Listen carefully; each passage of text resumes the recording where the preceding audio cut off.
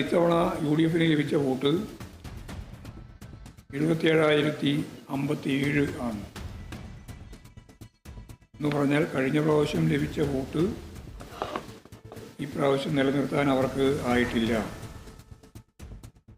UDF 1470 vote കഴിഞ്ഞ തവണത്തേക്കാൾ UDF കുറഞ്ഞ ഒരു സ്ഥിതിയാണ് കണക്കുകളിൽ നിന്ന് വ്യക്തമാകുന്നത്. ഇടതുപക്ഷ ജനാധിപത്യ മുന്നണിയെ സംബന്ധിച്ച് ഞങ്ങൾ രാഷ്ട്രീയമായിട്ട് മത്സരിച്ച് ജയിക്കാൻ സാധിക്കുന്ന ഒരു മണ്ഡലത്തിൻ്റെ പട്ടികയിലല്ല നിലമ്പൂർ നിയോജക മണ്ഡലം.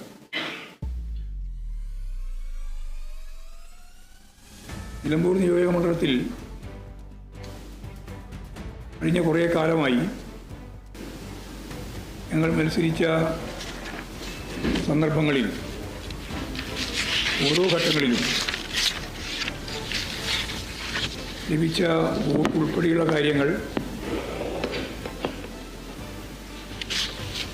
എല്ലാം വസ്തുതാപരമായി നിങ്ങളെല്ലാം കയ്യിൽ ഉള്ളതാണ്.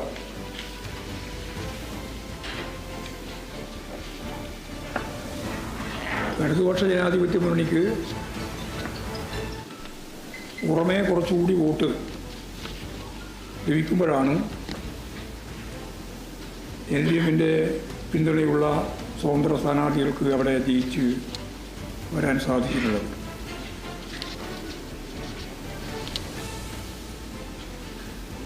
UDFിനെതിരെയുള്ള വോട്ടുകളുടെ എണ്ണം വർദ്ധിക്കുകയാണ് ചെയ്തിട്ടുള്ളത്. UDFിന് ലഭിച്ച വോട്ടുകൾ എവിടെ നിന്നാണ് എന്ന് സൂക്ഷ്മമായിട്ട് പരിശോധിക്കുമ്പോൾ ഞാൻ നേരത്തെ പറഞ്ഞതുപോലെ കഴിഞ്ഞ പ്രാവശ്യത്തേക്കാൾ കുറഞ്ഞ വോട്ടാണ് ഇപ്രാവശ്യം ലഭിച്ചതെങ്കിലും ആ വോട്ടുകൾ തന്നെ ലഭിക്കുന്നത് വർഗീയ ശക്തികളുടെ പിൻബലത്തോടുകൂടിയാണ്.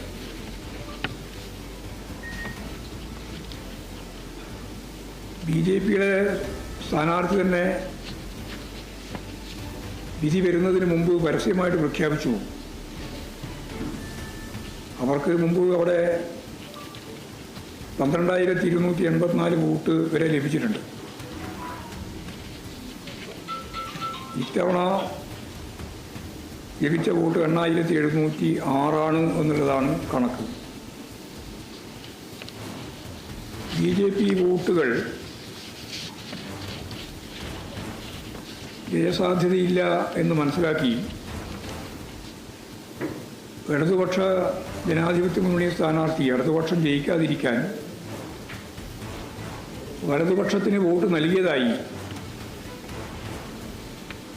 ആര്യാടൻ ഷൗക്കത്തിന് അങ്ങനെ തന്നെ പേര് പറഞ്ഞുകൊണ്ട് തന്നെയാണ് പറഞ്ഞത്. വോട്ട് നൽകിയതായി എനിക്ക് മനസ്സിലാക്കാൻ സാധിച്ചിട്ടുണ്ട് എന്ന് അദ്ദേഹം തന്നെ പറയുകയുണ്ടായി. ഇപ്പോൾ തെരഞ്ഞെടുപ്പ് കഴിഞ്ഞതിന് ശേഷം മുമ്പും VD സതീശൻ എന്ന പ്രതിപക്ഷ നേതാവ് പറഞ്ഞത് ജമാഅത്തെ ഇസ്ലാമി ഞങ്ങളെ സഹായിച്ചിട്ടുണ്ട്, അവരുടെ പിന്തുണ ഞങ്ങൾക്ക് ലഭിച്ചിട്ടുണ്ട് എന്നാണ്. അത് ഈ തെരഞ്ഞെടുപ്പിൽ മാത്രമല്ല